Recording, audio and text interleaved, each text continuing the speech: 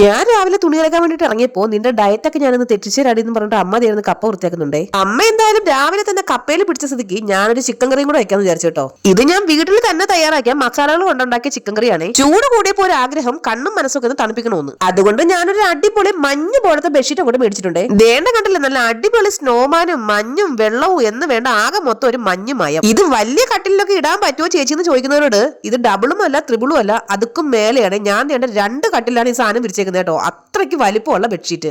ഈ സാധനം കടയിൽ നിന്ന് മേടിക്കണമെങ്കിൽ കണ്ണും പൂട്ടി ഒരു 1500 കൊടുക്കേണ്ടി വരും കേട്ടോ. പിള്ളേര് രണ്ടും കൂടെ ബെഡ്ഷീറ്റ് കയറിയിരുന്ന് മിക്കവാറും സ്നോമാന്റെ കണ്ണൊക്കെ കുത്തിപ്പൊടിച്ചെടുക്കാൻ ചാൻസ് ഉണ്ട്. എന്താണെന്നറിയില്ല, ഈ ബെഡ്ഷീറ്റ് കാണുമ്പോഴേക്ക് ഭയങ്കര ഒരു പോസിറ്റീവ് വൈബ്. ബെഡ്ഷീറ്റിന്റെ ലിങ്ക് ഞാൻ തൊട്ട് മുകളിൽ കൊടുത്തേക്കാവേ. ആനയ്ക്കുള്ള തോട്ടി മേടിച്ച് എന്നാൽ ആനയെ മേടിക്കാൻ മറന്നുപോയി എന്നുള്ള അവസ്ഥയാണ് ഉണ്ടത്. ഞാൻ പുൽക്കൂടിനുള്ള സാധനം എല്ലാം മേടിച്ചു, പക്ഷെ പുൽക്കൂട് മാത്രം മേടിച്ചില്ല. എന്നാ പിന്നെ ഇന്നത്തെ വായനോട്ടം പുൽക്കൂട് വാങ്ങിക്കൽ പരിപാടിയിലോട്ട് ആയിക്കോട്ടെ എന്ന് വിചാരിച്ചു. ഇതിനിടയ്ക്ക് എനിക്ക് നടന്ന് ചാവാൻ വയ്യ, അമ്മയ്ക്ക് ഒരു വണ്ടി വാങ്ങിച്ചോളെന്ന് പറഞ്ഞ് എന്നോട് ദേഷ്യപ്പെട്ട് ദേ പോകുന്നുണ്ട് ഒരാള്. വണ്ടി മേടിച്ചിട്ട് വടി എടുത്തിട്ട് ഓട് വണ്ടി എന്ന് പറഞ്ഞാൽ ഓടില്ല, ഞാൻ തന്നെ ഓടിക്കണ്ടേ. ഇനി ഈ ഇരുന്ന് കുത്തി കുറിക്കുന്നത് എന്താണെന്ന് വെച്ചാൽ ഒരു കൊറിയർ അയക്കാനുണ്ടായിരുന്നു. എന്നാ പിന്നെ അതും കൂടെ അയച്ചിട്ട് പോകാന്ന് വിചാരിച്ചേ. കൊറിയർ ഓഫീസിന്റെ താഴെ തന്നെ ഇത്ര മീറ്റർ എന്തോന്ന് വിൽക്കാൻ വെച്ചിരിക്കുന്നത്.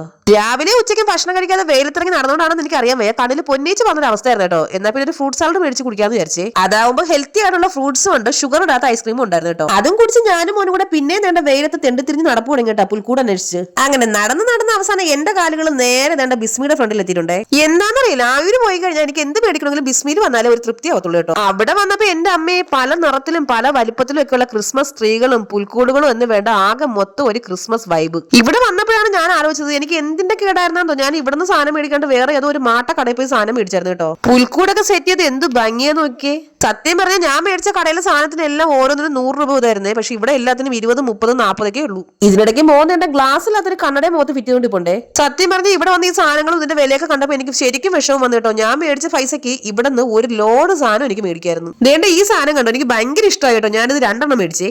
അങ്ങനെ ആകെ മൊത്തം ക്രിസ്മസിന് വരവേൽക്കാനുള്ള സാധനങ്ങൾ കൊണ്ട് ഞങ്ങൾ നേരെ വീട്ടിലേക്ക്. ഈ പുൽക്കൂടാണ് ഞാൻ അവിടെ നിന്ന് മേടിച്ചത്.